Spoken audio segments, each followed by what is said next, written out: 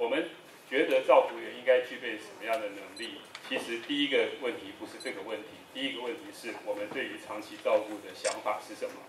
是护理化的照顾，还是生活化的照顾？这个就会对应出照服员跟他周围之间一共需要哪一些照顾服务的人力的种类跟能力。我自己很喜欢当照服员，我参加了这个实习，可是在那个实习的过程当中，每天我们是做8小时，但是真正的照服员在机构里做12个小时，怎么能做得下去呢？好，他今天赚的钱到他40、50岁以后，50、60岁以后的代价是什么？所以如果也是做8个小时，好，天黑以后，郭科长在卫武营听音乐会，我也去听音乐会跟他打招呼。白天我是照服员，但是如果上班是这样的话，那我的尊严跟我的身体的健康就不太一样哈。所以在有的国家是37.5小时一个礼拜哈。我常常在想，为什么这个领域问题这么多？随便一个不是随便，就认真的一个讨论会就可以来这么多人。台湾有这么多擅长抗议的人，为什么从来没有人为了这个领域的事情发挥抗议的创意去冲进行政院，或者是说怎么样的让警察举牌？好像从来都没有我不知道为什么。然后想到核心能力，我整理了一些想法哈。以前都很流行一大堆 PPT， 其实我有准备一些资料，不过昨天开了以后一些想法哈，就是我觉得什么叫照服员？现在到此时此刻为止，我的想法是有独立自主能力，在现场维持案主的延长独立自主生活的这个能力的总教练。有3个事情要做。第一个，他有没有能力去解读这个人现在发生什么事情、什么状况？第二个，他能不能够有自信跟足够的知识基础去跟对方，包括案家属去沟通？第3个，沟通完之后，他是不是有能力去承担他应该做的事情？这当然就蛮多，包括说照顾10个，有5个总要过世，他每天看的过世的比人家多，他是不是有能力承担这些？所以解读、沟通跟承担，他有没有运用现有资源的专业创意？运用现有资源的创意很重要，但是是专业创意，讲得出道理。这个都可以使照服的工作更好一点。然后照服员是第一线在跟案家互动最多的人。让我举几个具体的例子。这些事情当然不是照服员一个人可以处理，但是当他知道的时候，下一步他怎么办？他知不知道？比如说，前天我碰到我们的一个长辈，他的长辈把所有的钱交给一个照服员，希望从活到死一路都可以得到照顾，也跟银行有些合作。结果那个照服员把他所有的钱都带走了。我的这个长辈就看到这个事，他就找了一个保险公司，也保险公司帮他找了一个银行签约，说从现在轻微失能，大学教授60几岁，到这个死掉，这个失能逐步都有人照顾。保险公司说我们可以做这样的服务。结果这合约最后要签的时候，他不敢签，为什么？里面有一个但书，这个但书就是你把钱放在那个银行信托，而那个银行得必要时随时主动终止跟这个老人的契约。那这就很难让他得到保证，所以他就不敢签。那本来的谋略是说还要有一个有人可以监护，看这个有没有按照来运作。可是这签都签不下去。这个是不是照服员？可是我的意思是说，以后的照服员他碰到他是第一线，他每天都要听到这些，他会怎么做？再来一个例子，今天早上跟圣公去看一个例子，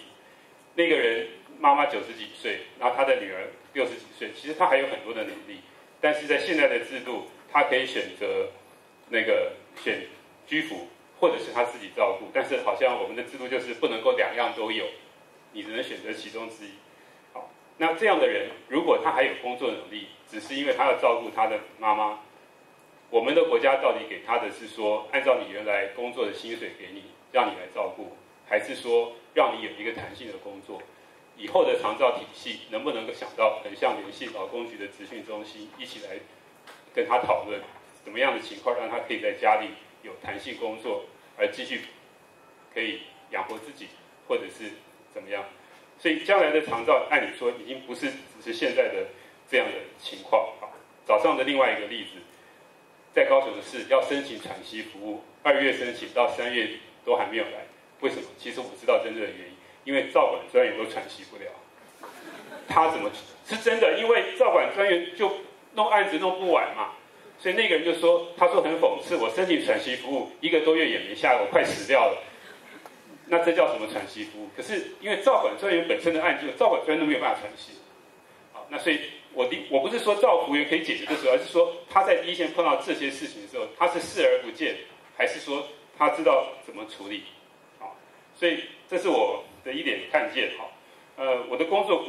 不是天天在做照顾服务，而是在做传递资讯。这是我看过这个世界上相当完备的一本照服员教科书。我亮这本书的意思是因为台湾到目前为止没有统一的照服员教科书。台中市卫生局跟美国在台协会合作，找了富尔布莱特奖学金的一个讲座教授，在去年1整年想要统一教材，成为所有的照服老师的教材，目前还在整理，还没有整理出来，希望是本土化。这个国家丹麦有一个统一的教材，这本书花了我快5000块台币。但是因为今天来，我为什么要亮给大家看？就是等一下你们谁要看，我都非常乐意，你要拍照怎么样都随便你。原因是因为有更多的人看，我觉得我花了这个钱是更值得。但是你可以从这本书看起来，你就会另外，刚才郭科长说有些书面资料大家看，我说有些书面资料这里看啊，因为在这个里面你就可以看出来，他对于照顾服务人员的这个训练跟鼓励跟解释是怎么样，包括有失智，我随便举个例子，他说失智的人跟一般的人有一样的5种人生的需求，只是他没有能力自己去实现。一般的人5种需求能够主动实现3种就很满足或快乐，失智的人没有办法，因此照服员扮演的就是帮助他实现的人。举例，像这样来开始谈失智，跟一般你在台湾听到想法可能是不太一样的哈。还有比如说他在营养的那一章，他把一个面包放着，随着不同的温度跟湿度，细菌增长的内容跟速度，用图像让你看出来。举例啊，当然还有口腔护理那些。那因为2个礼拜以前我在丹麦看这个足疗学校，足疗学校，所以这是另外一种跟照服员相当平行的。照服员是1年4个月，足疗是1年8个月，所以我看到那个就觉得说，那台湾的照服员将来被期望有什么样的能力，以及他得到的是什么样的职业的系统的系。我们在座有辅具中心的这个前辈，台湾的物理治疗师从没有这个名字到考选部同意这个职系，用了多少年？你们知道？好，台湾的按摩师争取了快30-40年是没有。然后台湾的照服员现在没有直系，在劳动体系有叫丙级乙级，但是在长照体系里是没有的。如果这个情况继续下去，长照保险来临的时候，台湾会比现在更缺人。而且现在新加坡跑来，包括马偕护校在内的几个学校在找人，起薪是54000台币去新加坡，所以台湾其实不只会 loss 掉外籍看护，台湾自己人也会被弄走。所以如果不给一个正式直系，昨天在教育部开会的时候，红光跟北部的2个男生校长啊，他们就讲，他们去考选部争取了很多次，但是考选部认为照服员的训练很少，照服员不足以成为一个专业的职业的系统的系，所以这个问题如果没有解决，其实将来的问题不会有太多的解决。好，那能力的事我刚才做点补充。所以我这边再给大家看一个东西，制度的定位、照顾服务的定位，发展直系对应。然后目前这个